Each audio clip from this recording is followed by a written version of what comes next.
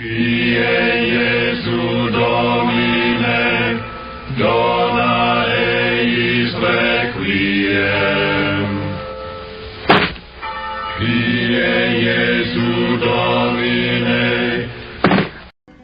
Good morning and happy Saturday.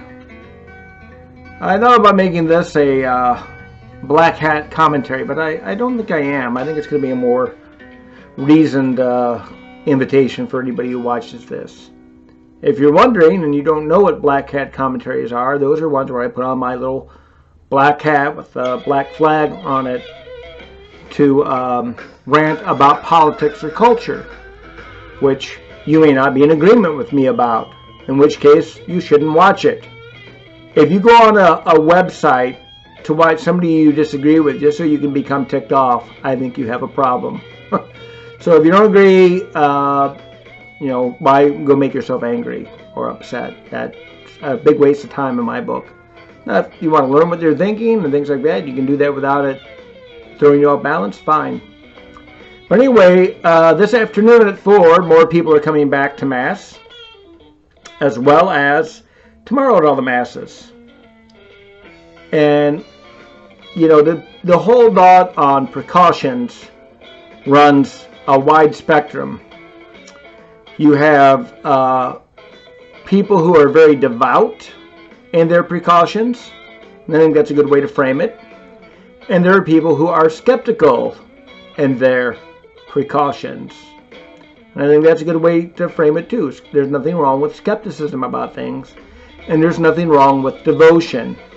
The words you choose to identify people as will say more about your character and your heart than theirs. Because there's all kinds of ways to label people who are very devoted to safety precautions in terms of masks and hand sanitizers and social distancing, and those who are skeptical about it. So my first thought is this: if you are the least bit worried about catching this bug, stay home.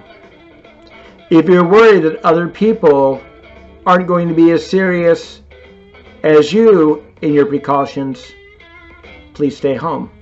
I think that makes sense. The last thing you want to do is go out and get the bug. That's what on your thoughts. The next last thing you should want to do is make nasty judgments or statements to your neighbors whom prior to this you loved and never worried about. So if you think you're going to be having an incident where you yell at somebody or scream at somebody, stay home. Now, if you're out and you're sick, you should get yelled at. If you're, coughing your lungs out and it looks like you got the sweats, you shouldn't be out and about. And I realize this will affect some of our allergy people. You can have watery eyes and be coughing a lot with allergies and have no COVID at all, in which case you may be misidentified as a plague bearer. And that would be unfortunate, because it is like a plague.